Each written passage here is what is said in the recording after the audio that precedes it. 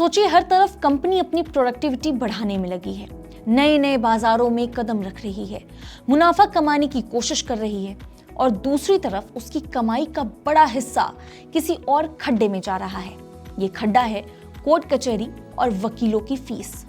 ताजा रिपोर्ट में सामने आया है कि वित्त वर्ष यानी कि फाइनेंशियल ईयर 2025 यानी अप्रैल 2024 से मार्च 2025 के बीच भारत की बड़ी कंपनियों ने सिर्फ कानूनी मामलों पर ही 62,000 करोड़ रुपए से ज्यादा खर्च कर डाले। जरा सोचिए, ये रकम कितनी भारी है। ये इतनी बड़ी रकम है कि अगर सरकार इस पैसे का इस्तेमाल करती तो पूरे देश में लाखों गरीब परिवारों को पक्के घर मिल सकते थे, या फिर हर जिले में आधुनिक अस्पताल खड़े किए जा सकते थे। तो आखिर इस पूरे मसले के पीछे कारण क्या है? क्यों इतना खर्च हो रहा है कानूनी लड़ाई के पीछे? नमस्कार, मैं हूं मुस्कान ओझा, आप देख रहे हैं मनी 9 और आज हम बात करेंगे कि आखिर क्यों भारत की बड़ी कंपनियों का कानूनी खर्च साल दर साल बढ़ता जा रहा है। ये पैसा किस काम में जा रहा है और इसका असर आखिरकार पड़ता किस पर है?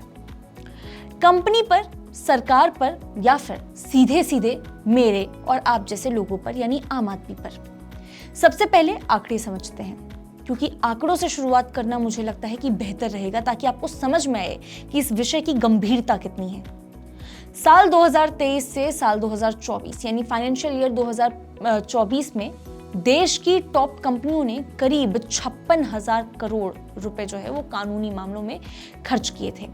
लेकिन फाइनेंशियल ईयर 2025 में ये जो खर्च है ये बढ़कर 62,143 करोड़ रुपए तक पहुंच गया है। मतलब सिर्फ एक साल में ही लगभग 6,000 करोड़ रुपए से ज्यादा जो है वो खर्च किया जा रहा है। इसे और आसान भाषा में हम समझने की कोशिश करते हैं, यानी ये जो बढ़ोतरी है वो करीब 11% के आसपास हुई है। अब सवाल उठता है कि आखिरकार कंपनियां इतना पैसा कहां और किस काम पर बहा रही हैं? असल में इसके पीछे 3 सबसे मेजर रीजंस बताए जा रहे हैं।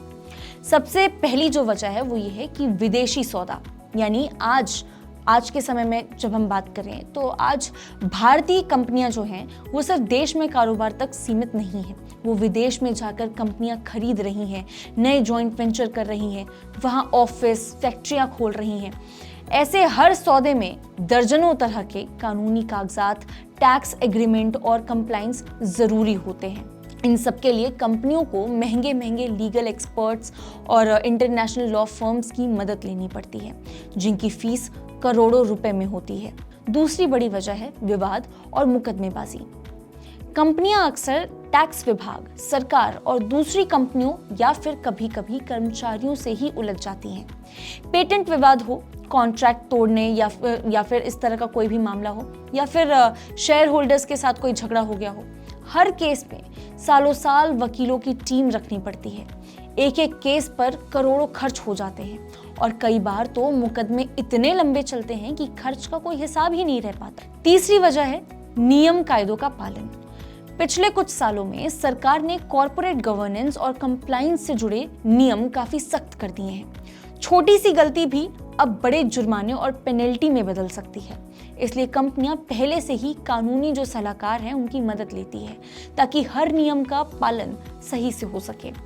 यानी ये जो खर्च है कंपनी के लिए सुरक्षा कवच की तरह काम करता है, लेकिन इसका बिल बहुत भारी पड़ता है। अब जरा देखें कि किन किन कंपनियों का जो लीगल बिल है वो सबसे मोटा है, सबसे बड़ा है। सबसे ऊपर है रिलायंस इंडस्ट्रीज, जिसने फाइनेंशियल ईयर 2025 में ही 3,459 करोड़ रुपए सिर्फ कानूनी मामलों पर खर्च किए हैं। इसके अलावा है सन फार्मा, जिसने करीब 3,261 करोड़ रुपए जो है वो चुकाए हैं। आईटी सेक्टर की कंपनी कोफोर्स ने 1,664 करोड़ रुपए, इन्फोसिस ने 1,655 करोड़ और एलएनटी ने 1,615 करोड़ रुपए अपने लीगल चीजों पे खर्च किए हैं। यानी अगर इन चीजों को अलग अलग सेक्टर की जो दिग्गज कंपनियां हैं उनके हिसाब से देखें तो इस बोझ से बच कोई भी नहीं पा रहा है। मतलब हर तरह के जितने भी सेक्टर्स हैं उन सारे सेक्टर्स की कंपनियां, सबको ये जो बोझ है वो लेकर चलना पड़ रहा है। यानी लीगल खर्च का जो ये बोझ है वो उनके कंधों पर नजर आ रहा है। अगर सेक्टरवार तस्वीर देखें तो सबसे आगे है फार्मा इंडस्ट्री। दवाइयों और मेडिकल रिसर्च से जुड़ी कंपनियां पेटेंट केस और इंटरनेशनल रेगुलेशन के कारण सबसे ज्यादा मुकदमों में फंसती है। इस वजह से फाइनेंशियल ईयर 2025 में फार्मा कंपनियों ने करीब 10,776 करोड़ रुपए कानूनी मामलों पर खर्च किए हैं। आईटी सेक्टर की कंपनियों का जो डेटा है वो डेटा प्रोटेक्शन और विदेशी क्लाइंट से जुड़े विवादों की वजह से 9,520 करोड़ रुपए खर्च करना पड़ता है। वहीं वित्तीय सेक्टर में ये खर्च 4,625 करोड़, तेल और गैस कंपनियों में 4,126 करोड़ और कैपिटल गुड्स इंडस्ट्रीज में करीब 3,870 करोड़ रुपए रहा है। लेकिन एक दिलचस्प बात यह है कि अगर इस खर्च को कंपनियों की कुल कमाई से जोड़कर देखा जाए तो तस्वीर थोड़ी सी बदल जाती है। पूरे निफ्टी 500 की कंपनियों ने फाइनेंशियल ईयर 2025 में कुल 1.57 करोड़ रुपए से ज्यादा की कमाई की है। उसमें से कानूनी खर्च सिर्फ 0 यानी कि 0.39% है, यानी कुल आय का एक बहुत ही छोटा हिस्सा। फिर भी रकम इतनी बड़ी है कि ये चर्चा का विषय बन जाती है। कानूनी जो जानकार हैं वो मानते हैं कि भारत में कानून और नियमों की अस्थिरता, लगातार बदलती गाइडलाइंस और लंबी मुकदमेबाजी की वजह से कंपनियों को ये जो खर्च है वो उठाना पड़ता है। कई बार अपील पर अपील होती है और केस सालों तक खींचते चलते रहते हैं। यानी कि ऐसे में जो कंपनियां हैं उनके पास वकीलों पर करोड़ों रुपए खर्च करने के अलावा कोई ऑप्शन बचता ही नहीं है, कोई चारा बचता ही नहीं है। एक राय ये भी है कि अगर कंपनियां टेक्नोलॉजी का सही इस्तेमाल करें, खासकर आर्टिफिशियल इंटेलिजेंस और डिजिटल टूल्स का, तो कंप्लायंस और डॉक्यूमेंटेशन का खर्च काफी हद तक कम किया जा सकता है। दरअसल अब कंपनियां कानूनी और कंप्लायंस को सिर्फ एक खर्च नहीं बल्कि रणनीतिक जरूरत की तरह देख रही हैं, क्योंकि ये उनकी ब्रांड वैल्यू, प्रतिष्ठा और निवेशकों के भरोसे से सीधे जुड़ा हुआ है। तो कुल मिलाकर कहानी ये है कि भारत की कंपनियां जो हैं, यानी भारतीय कंपनियां, अब मुनाफा कमाने के साथ साथ अपने कानूनी ढांचे को मजबूत बनाने में लगी हुई हैं। वो भी बराबर खर्च कर रही हैं। ये पैसा भले ही कमाई का बहुत ही छोटा हिस्सा हो, लेकिन रकम इतनी बड़ी है कि सवाल खड़े होना बहुत लाजमी है। क्या आने वाले सालों में ये जो बोझ है वो और भी ज्यादा बढ़ेगा, या फिर टेक्नोलॉजी और सुधरे हुए कानून कंपनियों को जो है वो मदद कर सकेंगी? यानी कि हो सकता है कि इस तरह के सारे रूल्स रेगुलेशंस में कुछ चेंजेस आए कुछ सालों में और कंपनीज को इससे काफी हद तक फायदा भी हो। अब ये जो पूरा इसका कंक्लूजन है ये देखना दिलचस्प होगा। आज के लिए बस इतना ही। ऐसी ही और वीडियोस के लिए देखते रहिए मनी9। ग्लोबल संकेतों के दम पर कैसे खुलेंगे हमारे बाजार?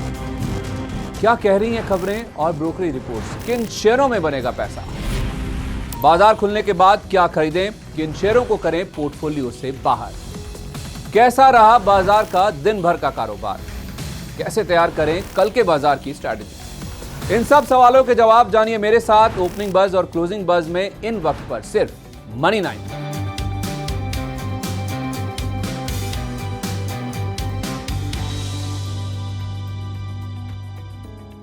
मनी9 लाया है मेंबरशिप प्रोग्राम मनी9 प्राइम।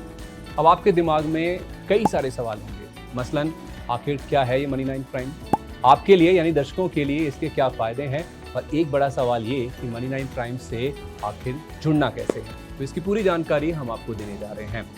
मनी9 प्राइम में 3 प्लान होंगे, इकोनॉमी, स्टैंडर्ड और VIP। तो फटाफट ज्वाइन कीजिए YouTube पर मनी9 प्राइम। ज्वाइन करने के लिए मनी9 के YouTube पेज पर जाइए, होम पेज पर मिलेगा ज्वाइन बटन, इसे क्लिक करें, अपनी पसंद का प्लान चुनें और बस हो गया, अब आप रहेंगे सबसे आगे।